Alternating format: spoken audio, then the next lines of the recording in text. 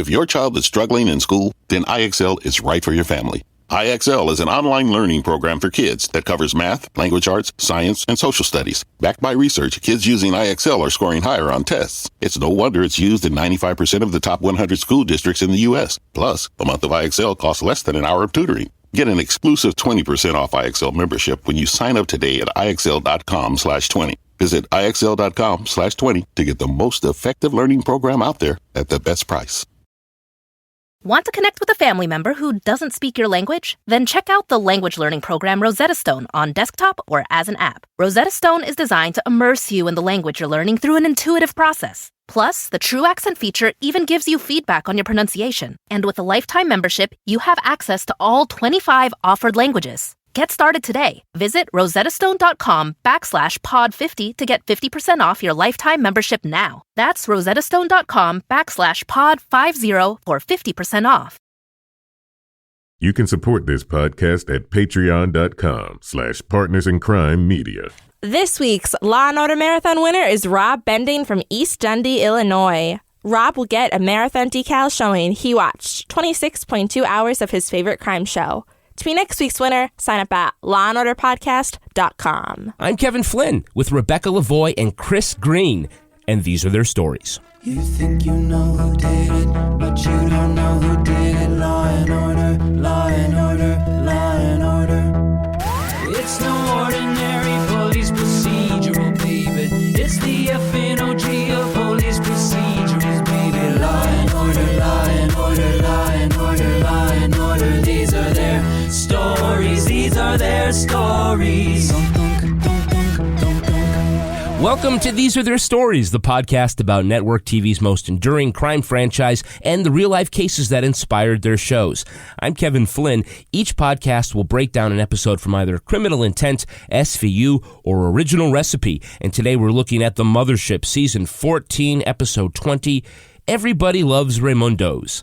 Joining me to do just that is true crime author and the host of the podcast Crime Writers On, Rebecca Lavoie. Hello, Rebecca. Buongiorno, Kevin. Oh, you're trying out your Italian on me. A little bit. Just a little bit. Bad Italian. Well, I'm going to counter you with our special guest from Ireland's RTE radio network and the co-host of Crack Addicts, Chris Greene. Hello, Chris. Yo. I was frantically going on Google Translate there. I was like, damn it, I can't be outshone with some Italian phrases, and I'm European, so I really should have said something Italian, but unfortunately I have nothing. Prego, I think, is forgive me. So prego for not having any Italian. I'm very sorry, friends. But hi, thank you for having me on. I love this, and I'm genuinely very excited. We're very happy to have you, Chris. But could you explain to this Italian woman with the French last name, when you talk about being a crack addict, what does that mean in Ireland? Well, listen, yeah, this can cause an awful lot of problems, especially because I've been to the US many times, and every time I use the word crack less and less, because there's a very different meaning with you fellas over there. I think it has an entirely different social connotation. However, crack in, I will say, the Republic of Ireland, it's not used as much up north or in England. However, crack is basically, I guess you could say, fun, or joviality, or having a good time when you go out with your friends. So you'd say, oh, it was fantastic crack. And crack means, fun or play. It's also, if you want to ask someone, yo, what's up? Or, what's the story? You could say, what's the crack? Which means, what's the fun? What are you doing? What are you up to?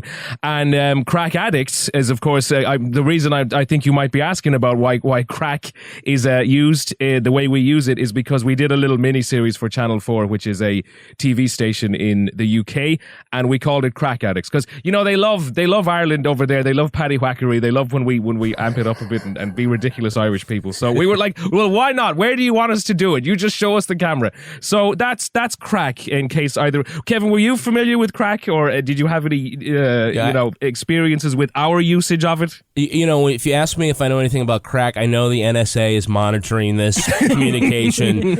I'm just gonna have to. Well, we have the Fifth Amendment over here, and I'm going to plead the Fifth. Well, I'll say this, Chris, I read a lot of books by Tana French, Irish crime author, and now I feel like... Oh, I've read some of her books. They're awesome, yes. Yeah, and now I feel like I understand 30% more of those books than I did before you went through that explanation. So thank you for that. Thank you. Can I ask, when you first read those books, because these are the ones that are set in Dublin, right? These are it's a police state. Yes, I actually have read some of those. They're very good. And Yeah, I'd imagine when you first read it, were you like, what in the name of Jesus is going on here? What? Wow, what is going on with this city? It must be riddled with crack. But now you probably have a slightly better understanding. Very good. Yeah, it all took me a while to figure out when they talk about guys in tracksuits, they weren't talking about athletes. No, wearing tracksuits or any of that kind of casual clothing here generally means you are a bad man who's a member of very dangerous and scary organizations. Exactly. Yeah. Yes. Which is why I don't exercise. I don't want to be mistaken. I hear you. Me neither. I don't want anyone thinking I'm one of those dudes. Hey, Chris, if I turned on television in Dublin, how much Law and Order would I see? There's one channel in the UK that just literally airs Law and Order endlessly. I think a dude set that channel up in 2011, put every Law and Order episode into a playlist and just hasn't been back since. Because, I mean, that's literally what that channel is. It is Law and Order for about 7 hours every night. It's fantastic if you've nothing else to do. You sit down, you watch it. Generally, only the newer episodes, though, and I'm talking the newer SVUs and stuff. They were like, it was great to go back as far as we went back today, because you wouldn't even really see that anymore over here. So it was really good fun to go back as far as we did. And I just want to point out as well, lest anyone think I watched this on a streaming service to which the country didn't have the broadcast rights. I flew to America. Me, Rebecca, and Kevin watched it in their living room, and then I flew back home. So that's how dedicated I am to this podcast. It was all good crack, I know. Sounds legit. It was great crack, wasn't it? Yeah, it was. So does that mean if you feel like you went to New York City and you were falsely accused of murdering a jogger, you feel like you could handle yourself now after seeing all those shows? Absolutely. I would know all the attitude to have. I would just reference the fact that I'd spent some time in Rikers, the fact that I'm a hard man, the fact that I'm from the streets, and they'd be real intimidated. And then I'd say lawyer, and then that'd be it. And then they'd be like, damn it, he's got a lawyer. He's obviously watched Law and Order at least once. Thought we could pull one over on him. Yeah, exactly, yeah. Damn Irish get away with it again. Absolutely. Those crafty Irish, I tell you. Chris, of all the Law and Order franchises, which two cops are your favorite detective team? Favorite Law and Order detective team. It's, Briscoe and Green are the OGs for me. They are just the boys. They are the two best. Those are the two that I grew up with, because I think I started watching Law and Order when I was, I don't know, maybe 11 or 12 when we first got cable, and I was very excited. And I think at the time, the new episodes, as in the current episodes back then, were those two boys. So that was kind of, I guess, my first introduction to it. Obviously, Benson and Stabler, I mean, they're kind of a classic, and they got the guy-girl thing, and for a while I even think they had the will they, won't they thing.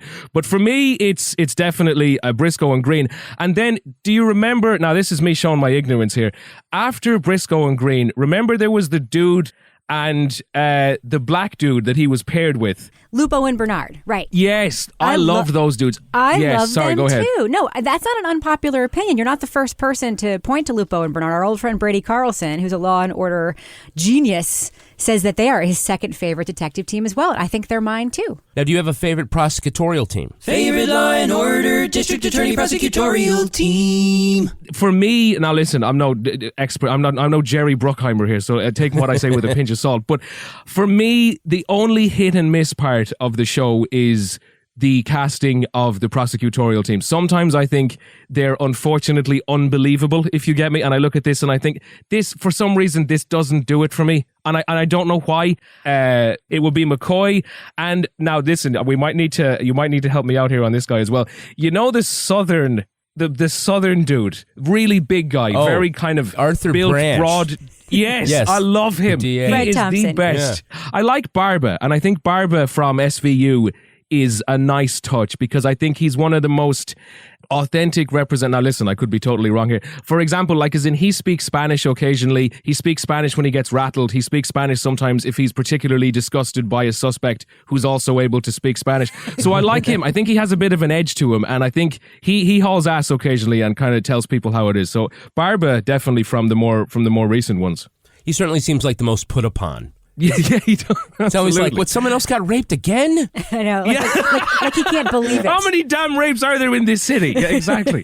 Like he doesn't know that's his job, his full-time job is to prosecute these cases. Can't you bring me a burglary? Oh, wait, you want me to prosecute this? Jesus. You're right. He does seem to have a certain indignation in doing what seems to be his literal job description. Yeah, okay, fair point. All right. Now let's look at the first half of this episode, Season 14, Episode 20, Everybody Loves Raimondos. Open on the crowded, exclusive Raimondo's restaurant, a young woman is coaxed by a gangster into committing a cliché. Singing in Italian in an Italian restaurant. Shots ring out, 2 men are dead. One victim is a made man, the other is a Hollywood producer. Briscoe and Green learns that everyone really does love Raimondo's. This includes celebrities, judges, and the chief of detectives. So, Chief, what the hell happened? Well, my back was to the bar, but from what I gather, the guy on the floor got into a beef with some moron at the bar who pulls his piece, blam, blam, blam, fires off a couple more for good luck, and he's out the door. And the victim in the booth wasn't involved? And he caught a stray, poor bastard. You get a look at the shooter? White, late 40s, heavy set, dark hair. Mob guy? No witnesses say he goes by the name Bumpy. Well, that answers my question. The trigger guy is a wannabe named Bumpy. When they scoop him up, he confesses to shooting the guy at the bar because he was heckling the singer. And so ends another 8-minute episode of Law & Order. But wait, there's a twist. The bullet in the mobster is different than the one in the movie producer, Tommy Mitchell. They learn Sonny King, the author of a mob book based on Raimondo's, feels like he's been shortchanged. Sonny's alibi is solid, so the detectives think it was a paid hit. Briscoe goes undercover in a pool hall where we learn, God damn, he can really play some pool. He convinces Minnesota really, really Fats to fix him up with a hitman. The sting leads them to Denny Rogus, but the New Jersey Organized Crime Task Force takes Rogus for themselves, and they say they're not giving him back. So, Chris, if you were out and about having some crack, what karaoke song would you be willing to shoot someone over to shut him up? Okay, basically, I think karaoke... In fact, I actually think that what that woman did in any public setting is one of the most self-indulgent, narcissistic things.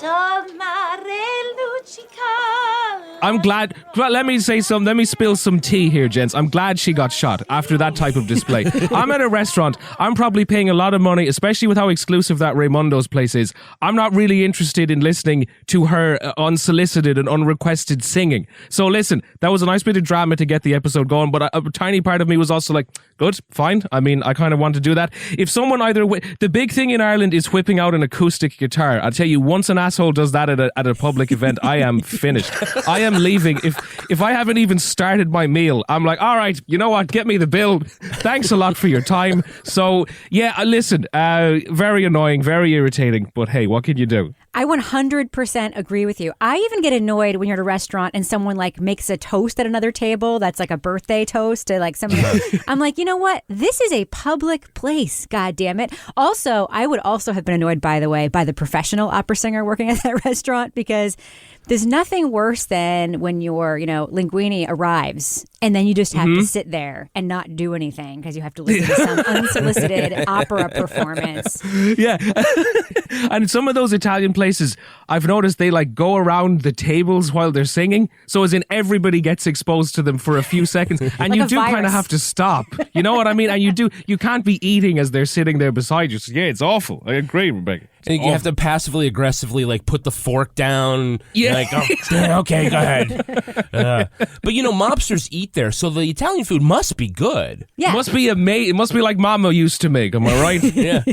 Well, that's what everybody seems to think. Everybody loves Raimundo. I mean, everybody. Absolutely. The Chief of D's, as they call him, which is a hilarious nickname. Yeah, I don't think I want to be called Chief of D's. Who, by the way, was wearing a especially matching not these outfit. days, no. Yeah, he and Raimundo are wearing matching outfits. I don't know if you noticed that. Like, basically same tie, same suit. That was a little bit of a clue. Judges love Raimondo. You go to Raimondo's often? Once a week. Did you know Thomas Mitchell? Just to say hello to. I knew he was a movie producer. That's about it. He has one out now. Al Dente. About a mob family. Runs a restaurant supposedly based on Raimondo's. Doesn't it spoil your appetite, Your Honor? Eating with gangsters? That's all part of the charm. That's the beauty of Raimondo's. That's the point. Successful people from every field. The political world, the entertainment world. The underworld? Everybody loves Raimondo's.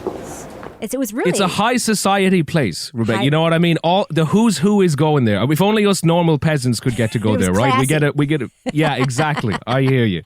Rebecca, did you know that Jerry Orbach could shoot some stick like that? That blew my damn mind. 11 in the corner. About time we got someone who knows how to shoot pool.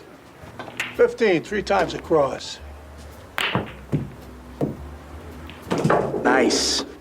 Actually, Chris, so Kevin and I have a pool table here at our house, and when Nice. that episode was over, immediately Kevin goes downstairs and is trying the 15 side-to-side shot that Jerry Orbach made. He's unbelievable, and I looked it up. Apparently, he's was known to be one of the best celebrity pool players, and apparently among a celebrity pool playing. No circuit. kidding. Yeah. Oh, yeah. right. Oh, wow. Okay. They only broke that skill out in Law and Order a couple of times. The best time was actually in a crossover episode. They were on Homicide, Life on the Streets. Takes place in Baltimore, and Munch originally starts off as a character on Homicide. They did a crossover, and Lenny, Briscoe, and Munch were playing pool.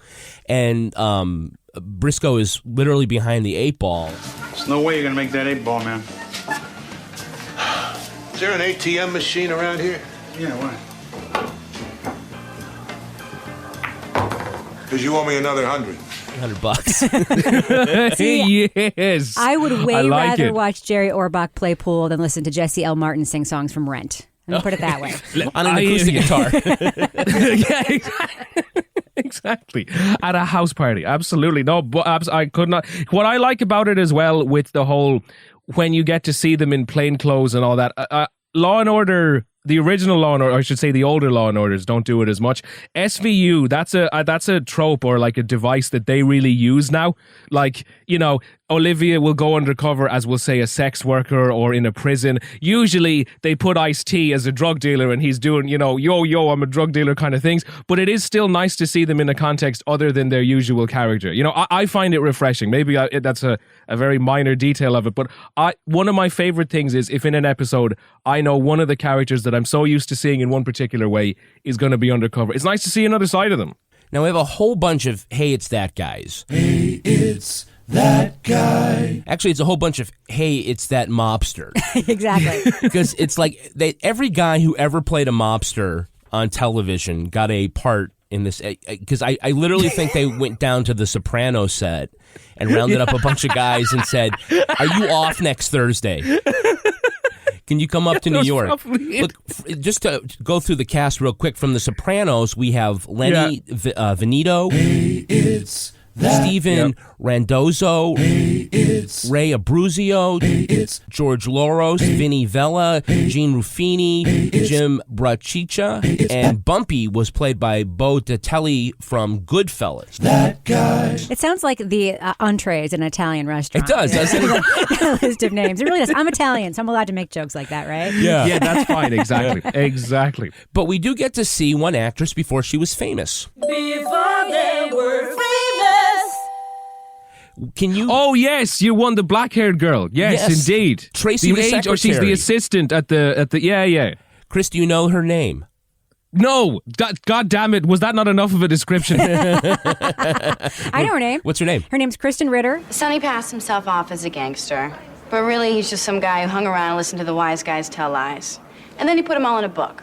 Then Tommy bought the book, threw in some more lies, and made the movie. And she's best known, I think, now for that superhero show that I don't watch. Jessica Jones. I know her Jessica from Breaking yes. Bad as Jesse's ill-fated next-door neighbor girlfriend who dies of an overdose, and Walter watches her die on Breaking Bad. And Yeah, he she watches was the her bee in choke, Apartment doesn't he? 23. It's Right, cold, man. right.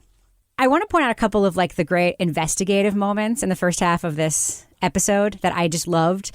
First of all, when Greene is trying to look up Bumpy in the system, and he's like, "We got 2 bums, a bunny, and a," and it's like finding a guy named Bumpy. And the other thing that I love is when they sneak into that secret game, to try to get the bookie. And the car. Yes, yeah. and when they arrest Bumpy and they find the gun, and they're Whoa, what's this? like, "What's this?" And one of the other mobsters is like, It's a 38. "It's a 38." And Jerry Orbach is like, I know what it is. That's a rhetorical question. "It's a rhetorical question." So it's just such a great moment of them being cops, and you could tell the actors enjoyed it. Like Jesse L. Martin was laughing his way through most Greene of this laughed episode. at a lot of everything everybody was saying. I think he really enjoyed this one. I think he did too. They use a take. I think it's when they're still in the restaurant and Briscoe makes a joke, and it actually looks like, as you guys say, that he's broken character when he starts laughing. It looks like it was just a take they left it. He looks like he's not guffawing in oh good, my partner made a joke, I'm gonna laugh. It looks like he actually really started laughing. I'm surprised they even used it, because it almost looks not like it was an outtake, but like it was almost too genuine of a reaction from him. Absolutely. That was when Briscoe was talking about the food at Raimondo's and said, "I hear it's to die for." Yes, yeah, exactly. Yeah. Now, so Bumpy wants to be on the inside of the mob. Sonny, the author, likes to think that he's on the inside of the mob. And all of these celebrities and bigwigs like to be inside Raimondo's, which they can't get into. It seems like everybody wants to be up against the window and to maybe be on the other side of it where the mobsters are. Yeah, that's why you can make a hit movie with a super shitty title like Al Dente, apparently, in this made-up Law and Order universe. What do you want to bet Al Dente is the name of a character? It's the name of the food they eat. What was the other joke Briscoe made talking about mob movies? Gangsters on the Roof? Yeah, the musical. Yeah, but no, definitely, we are definitely fascinated. I think it's Martin Scorsese's fault, pretty much, that we're so fascinated with mafia culture here in the U.S. and our pop culture, and that, the judge especially was talking about that being the charm. They ask her, like, why do you want to eat with guys that you have to put away? And she's like, that's the charm. Everybody loves Raimondo's. Yeah, do you guys have a similar sort of like mafia gangster love culture over there in Ireland? No, you know what's funny about it? So there are a few families, I won't name any names, but there are a few very concentrated families where, like, if you understand me, they make up something like, 10% of the entire crime statistics in the country. Like, they're a huge...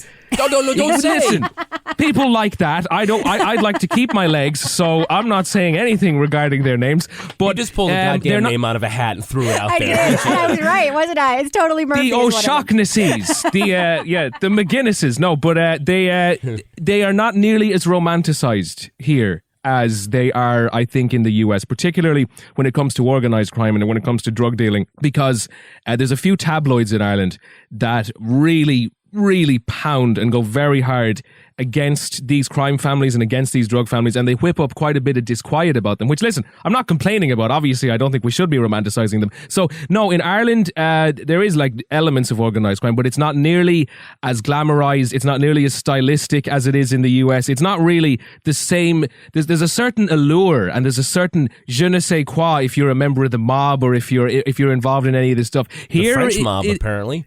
Yeah, exactly. I couldn't think of je ne sais quoi in Italian, so I went with that. But it's definitely not as glamorous. No, nowhere near it. Now, how about the scene where Lenny tells Van Buren that he needs cash for the hitman sting? Well, here's $5,020 bills. I better get every single one of them back.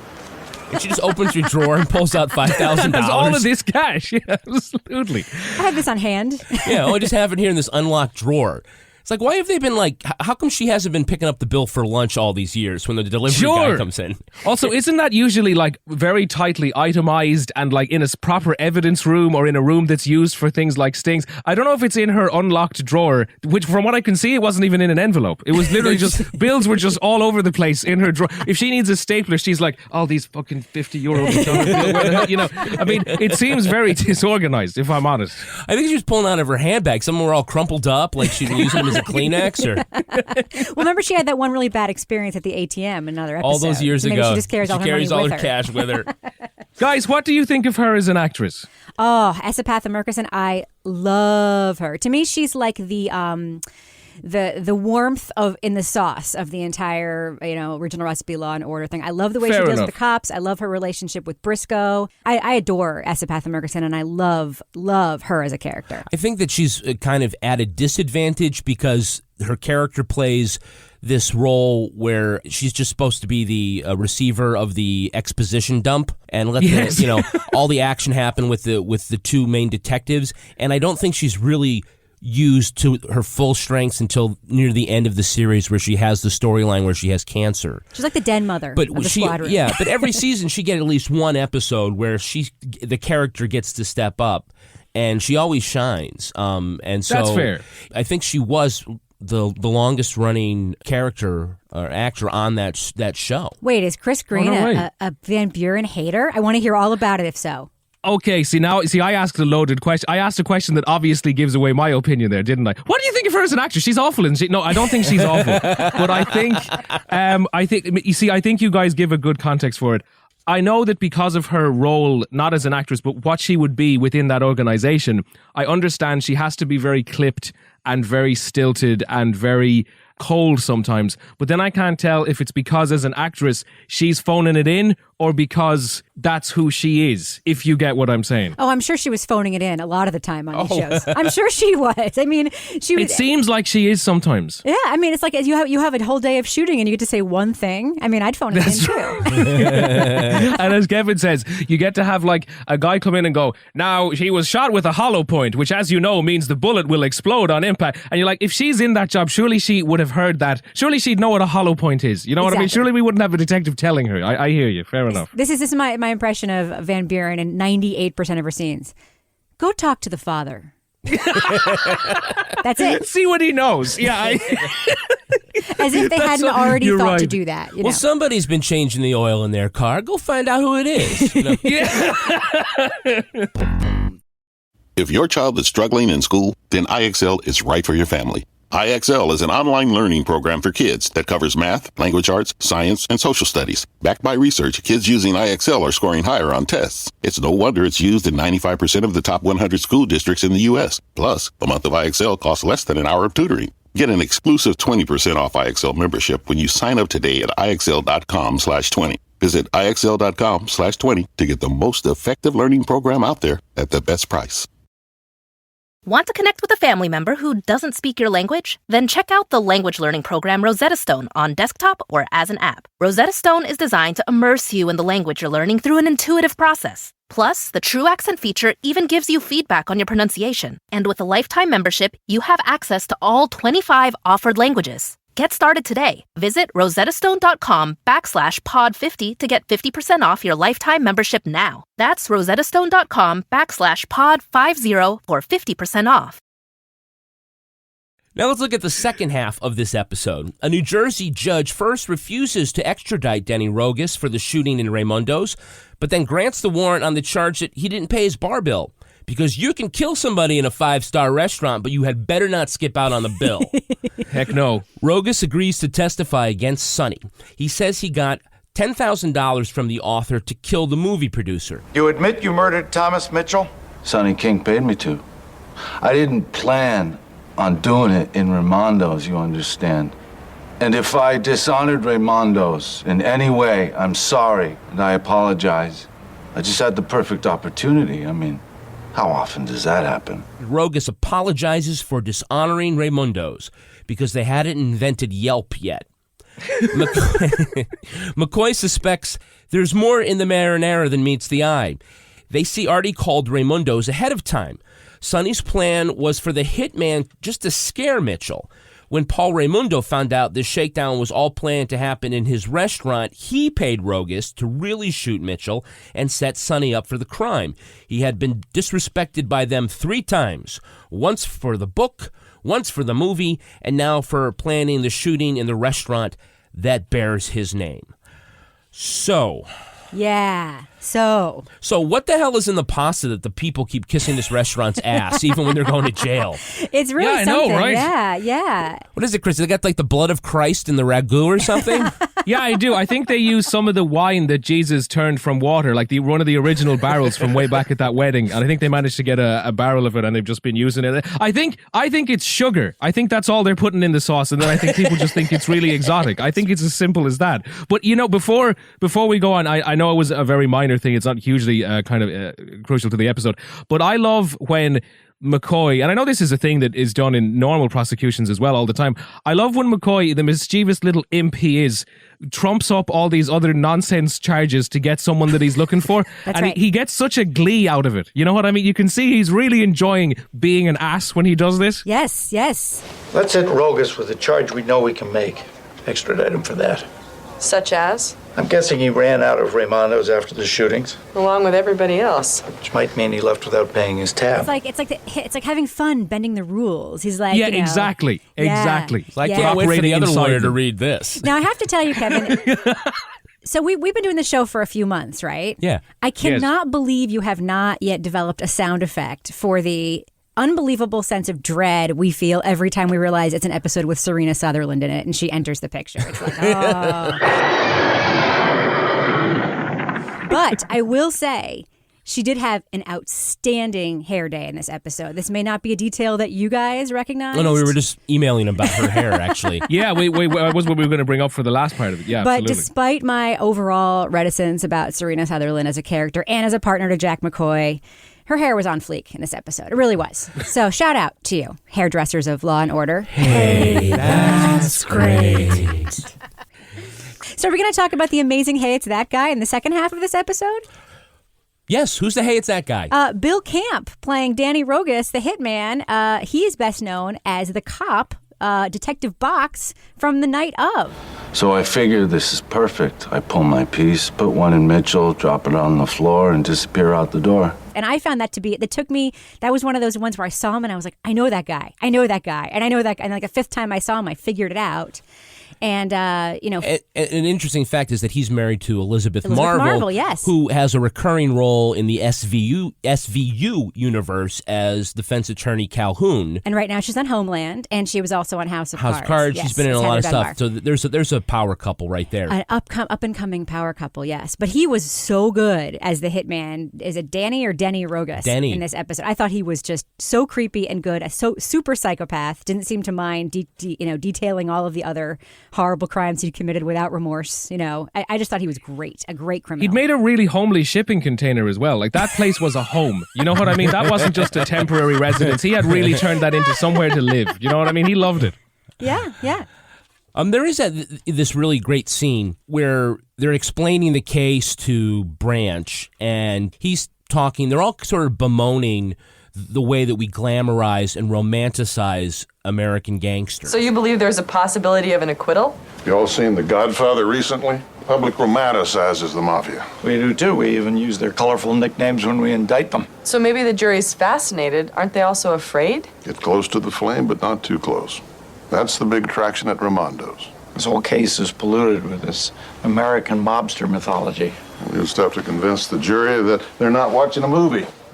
Rebecca, why do you think we do that? Why do we romanticize these guys? I think it has. I do blame Martin Scorsese. I do, for a lot of it, because he brought what I think of as the vernacular of the mobster into pop culture, and there is a it's a real society. They have their own code. They have, your maid, you have the whole coming up the ladder. It's very ordered in some ways. And there's a lot of wild, but actual sort of rules and a code around it. And they have their own language, their own manner of speech. They have their own way of, interacting with the world and with each other. And they are brazen. The Italian mob, anyway, I think is unique in this way because you don't hear about the Russian mob being out at a restaurant hobnobbing with judges and cops, but the Italian mob in particular really made the lifestyle so open and brazen that you kind of felt as a citizen, growing up in New York, you felt like you could have access to it if you wanted to. So it felt like, how bad can it be if they're being so open about it? If you could just go to this restaurant and dine across from exactly. them. I remember going to Sardi's, and there's a picture, one of the celebrity photos there is John Gotti, that was sort of like the whole culture, especially, and then so much media is made in New York, obviously, that I think that's how the culture sort of ended up being spread everywhere. Rebecca, you make a good point. You see, I think with how Italian mobsters are represented, there's something very romantic about them. It's almost a Robin Hood kind of thing. They wear nice suits. Oh, they're committing crimes, but hey, they've lovely restaurants and, they donate to the local school. But Russian mobsters, will eat a man's face, and it's not really as glamorous. You know what I mean? It's not really as glamorous when they're decapitating people and hanging them off a bridge. It doesn't have the same mass market appeal to it. You know what I mean? Like the way Italians do. Yeah, exactly. There's no Russian mobsters named Bumpy. No, they have much scarier names that mean like famine in Russian and stuff like that. They're much scarier tunes. Razor Fist. And whenever, exactly. And in all the Russian mob episodes of Law and Order and SVU, they're always like the scariest, most suspenseful. Think about prosecutors getting their throats slit in SVU by the Russian mob. I think that happened twice in this franchise. A Russian mobster slit the throat of a prosecutor. It's definitely portrayed differently, seen differently. I think it has a lot to do with just how the real life guys behave and act. Yeah, they're scary dudes. They're very scary dudes. The Italians aren't as scary. Don't get me wrong, they're all terrifying. But there's something... I even think that when they're casting Russian mobsters, like they use uglier actors. They use actors whose teeth are all wonky. You know what I mean? They use guys who really don't... They don't look like what we're used to looking at on television. Like they look almost unsettling. And like, I don't think when they're doing Italians, it's always suave, handsome men. They got nice suits on. You're not as intimidated by it. You're like, hey, he's probably all right. He's probably fine. Sure, he's killed a few people, but he's cool. They had it coming. Yeah, they had it coming, Rebecca. Exactly. And then they apologize afterwards for dishonoring the restaurant. Exactly. Not the guy's family. Sorry for the widow and the orphans, but God, that was a really great pasta primavera I was eating. The chicken and then all of a focaccia. sudden, yes, is now amazing. you have to reupholster your banquette. Sorry about that. So basically, it comes down to the twist. Final twist is that Paul Raimondo ends up orchestrating all of this because he was disrespected. Sonny and Tommy disrespected me 3 times. The book, the movie. And ordering a hit and planning it in my place. That was the 3rd straw broke the camel's back. Guys like Mitchell and King. They think it's chic. They think we're amusing. Screw them. Now, if you're upset, Chris, and someone's going to do something, would you show them up by actually doing the thing that you were mad that they wanted you to do? Yeah, I mean, right, talk about playing into the whole thing he's mad about being represented by. Am I right? Yeah, I mean, absolutely. I'm sick of being portrayed as a murderer. Fucking kill that guy. Do you know what I mean? I think it's probably... You're dead right. He's really letting himself down when he acts like this, isn't he? Yeah. It's like somebody saying, hey, fuck my mother? All right, well, I just did. How do you like them apples? So, so you were talking about how he was, upset that the hit was planned at his restaurant. Yeah. So he plans a hit at his restaurant? His own restaurant, yeah. Now, here's my question. And this is first of all, I loved the twist at the end of the episode. I love that it happened all the way at the end. I mean, it was one of those rare ones where, you really couldn't have guessed it because, his appearance at the beginning was so short. But then they go through this elaborate thing where they find the gun in his car by hitting all the buttons. If he has a whole process for that where he can hide a gun in the dashboard of a secret compartment in his car, why does he still have the gun? He's smart enough to hide it. He's had a couple of months. He's had some time, right? No, that's so true. When I saw that, it was the one thing where I was like, motherfucker, what are you still doing with this gun? For God's sake, they've been investigating this for months. Did you not have a chance to melt it or get rid of it? Or, mother of God. They could have put it in the sauce. It might have made it taste better. You own a goddamn restaurant where the trash is professionally hauled away by wise guys. Yeah. And a lot of mobsters. I'm guessing one of them knows how to get rid of a fucking gun. You just melt the chamber of the gun down, you make a beautiful sauce with it. Yeah, it could have been a special one of the nights. It would have been perfect. Oh, yeah, Chris, I was supposed to remind you that you're Irish, and that was a problem. Oh, yes. God, thank you. I nearly slipped my mind. Thank you. I'll tell you why I brought this up, and it's something that I particularly noticed at the start of the episode when we were chatting about the woman singing and, play that song I love and all this kind of shit. However, what I do, right, and it's so funny because when it's not happening to me, I'm totally oblivious to it. But when I'm watching this episode, I think to myself, God, isn't this so glamorous? Isn't this so exciting? I'm getting to see a real, authentic slice of what it's like to be a part of a different culture, live in a different country, be a part of this community. But then when I watch an episode of, Law and Order or any kind of one of the many offshoots of it, and I see the Irish representation is the Catholic priest going, this wouldn't have happened in County Dublin. And I'm like, what the fuck is this?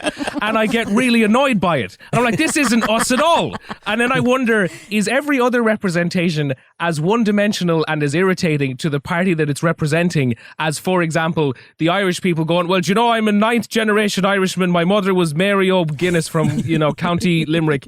And then I wonder, is it as bad with other cultures or do they have it more accurate because there is such a concentration of, we'll say, Italian Americans in the US and they have much more exposure to it? I don't know. I've got a Chinese friend. I'll go ask him how he feels about it. They're usually drag racers. They run casinos. They're very good with money. There's the usual representation. Yeah, I mean, there are a lot of Irish characters on Law and Order that aren't, they're Americans of Irish descent, right? Like cops, firefighters. Sure, Irish American is also portrayed in a very Ben Affleck kind of Boston way. Certainly on Law and Order, yeah. I have to say. Law and Order is one of the biggest perpetrators of this, diversity problem. There's never anybody with an accent on the show unless their ethnicity and or place of origin is part of the reason why they either committed a crime or were a victim. Nobody can just have an accent because they have an accent and they're just a doorman from Ireland. No, never. If that doorman is from Ireland, he's definitely like the brother of the priest who molested those kids. Or he's something. Untrustworthy. Accent means untrustworthy on this show. Basically, If they have an accent, they're up to some kind of shenanigans. I'll tell you that. If your child is struggling in school, then IXL is right for your family. IXL is an online learning program for kids that covers math, language arts, science, and social studies. Backed by research, kids using IXL are scoring higher on tests. It's no wonder it's used in 95% of the top 100 school districts in the U.S. Plus, a month of IXL costs less than an hour of tutoring. Get an exclusive 20% off IXL membership when you sign up today at IXL.com/20. Visit IXL.com/20 to get the most effective learning program out there at the best price.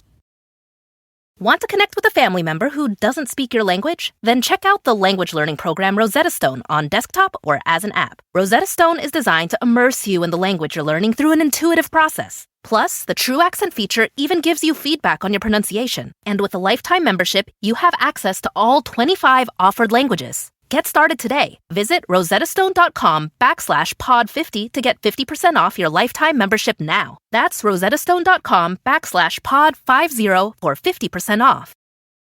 All right, let's take a look at the real-life story that inspired this episode. It's time for Ripped from the Headlines. You think you know who did it. You think you know who did it. But you don't know who did it. You don't know who did it. Ripped from the headlines.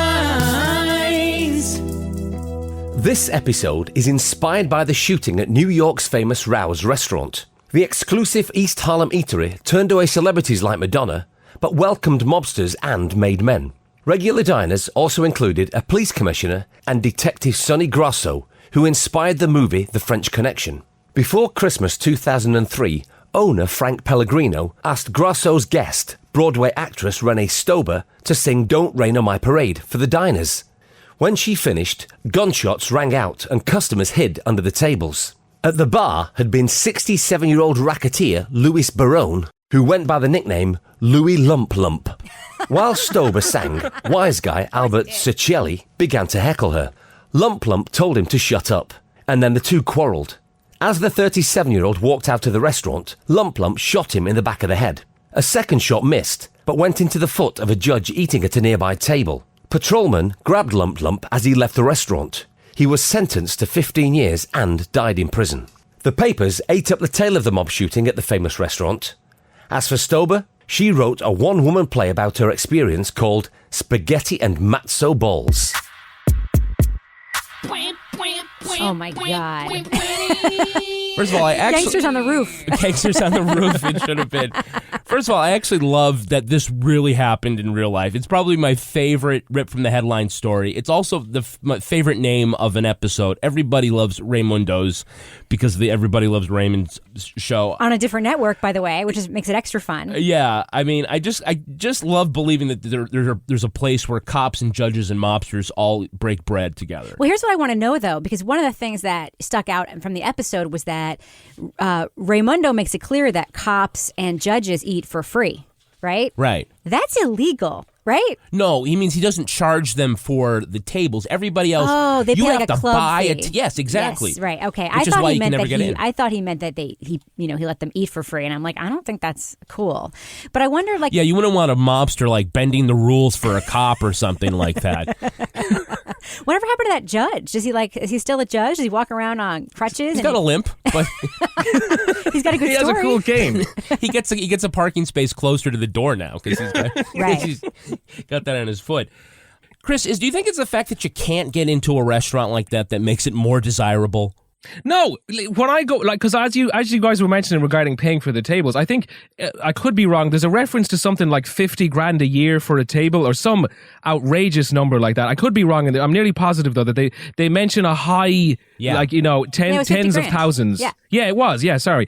And here's the thing, right? If I go out, especially in Dublin, if there's one of these restaurants and there's a queue, I'm like, oh, well, then I'm going to another restaurant. Like, it's not that big a deal. It's fine. I'm sure there's another place that puts pasta in tomato sauce that I can eat at that's going to taste just as good. I think there's a certain prestige, and obviously I think what it is with a lot of these places, it doesn't work exactly the same in Irish society, but I feel that in a lot of these cases, especially in the US, when you go to an exclusive restaurant or an exclusive club, I think you're more paying for access to the clientele, would I be right, as opposed to the food. You're more paying for the people you get to say, hey, I got this application in with the city council, it'll really help if you, I think you're more paying for that. But listen, I'm never going to queue for food fucking anywhere. No way.